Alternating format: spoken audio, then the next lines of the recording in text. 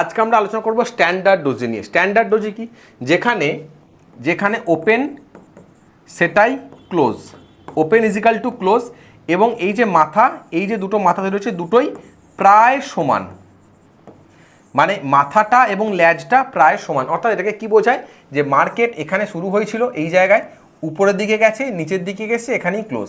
মানে এখানে বায়াররা যতটা শক্তিশালী, সেলাররা ততটাই শক্তিশালী। এখানে বায়ার এবং সেলার কেউ কাউকে ডমিনেট করছে না, মানে প্রপারলি পিওরলি ইনডিসিশন এখানে বোঝা যাচ্ছে। তাহলে এই সেট আপে ট্রেড করা খুব মুশকিল। এখানে যদি আমরা বলি যে formation small body small shadow, pure indecision, buyer এবং সেলার দুজনা ব্যালেন্স এবং প্রাইস টাক নিয়ার ওপেন, মানে এখানে বায়ার এবং সেলার কমপ্লিটলি একই জায়গায় আছে, তারা দুজনাই সমান স্ট্রং, সেখানে কেউ কারোর ওপর প্রিভেল করছে না।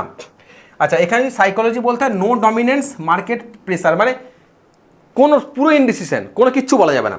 ট্রেড কীভাবে করবো? ডিরেক্ট কোনো ট্রেড আমরা একে করবো না, কোনো চান্সই নেই। আমি বুঝতেই পারছি না বায়ার যাবে নাকি সেলার যাবে। ঠিক আছে, আমরা কি করব?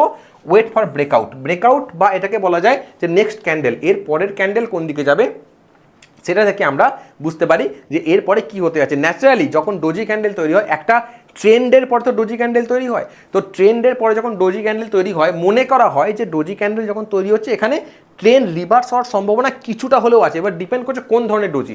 যখন স্ট্যান্ডার্ড ডোজি হয় তাহলে সেই ট্রেন্ড রিভার্সের সম্ভাবনা অনেকটা কমে যায়। ঠিক আছে, কেন কমে যায়? তার কারণ হচ্ছে যখন ডোজি ক্যান্ডেল তৈরি হচ্ছে তখন বায়ার এবং সেলার দুজনেই সমান, কেউ কাউকে টক্কর দিতে পারছে না। কিন্তু যেহেতু একটা ট্রেন্ড, সাপোজ এখানে একটা আপ ট্রেন্ড চলছে, সেই জায়গায় যদি একটা ডোজি ক্যান্ডেল তৈরি, আপ ট্রেন্ড মানে কি? বায়াররা উপরে ছিল, মানে বায়াররা হাভি ছিল, বায়াররা বেশি আপার হ্যান্ডে ছিল। সেই জায়গায় ডোজি মানে কি? এখানে সেলাররাও আপার হ্যান্ড নিয়ে নিল এই জায়গায়। তো এখানে হলেও হতে পারে যে একটুখানি ট্রেন্ড হয়তো রিভার্স হওয়ার সম্ভাবনা তৈরি হচ্ছে, বাট এটা খুবই নেগলিজেবল, এটাকে বিশেষভাবে পাত্তা দেওয়ার কোনো দরকার নেই। আচ্ছা, র্যান্ডাম এন্ট্রি করা যাবে না। মিডল অফ এ ট্রেন্ড যদি কোনো ট্রেন্ডের মাঝে গিয়ে ডোজি ক্যান্ডেল তৈরি হয়, এই প্রপার ডোজি, তাহলে তার কোনো মিনিং নেই, জাস্ট মিনিংলেস। ঠিক আছে, এবং এটা স্ট্রং সিগন্যাল কখনোই নয়। ডোজি সবসময়, ডোজি মানে এই ডোজিটা, মানে standard doji always weak signal provide করে। স্মল ডোজি যদি আসে তাহলে আমাদের দেখতে হবে ঠিক আছে চলো, এটা আমাদের হলুদ সিগন্যালের মতো, যে ঠিক আছে চলো দেখা যাক পরে কি হয়, আমরা নজরে রাখবো, এরকম একটা ধারণা আমাদের স্ট্যান্ডার্ড ডোজি দিয়ে যায়। ক্লিয়ার?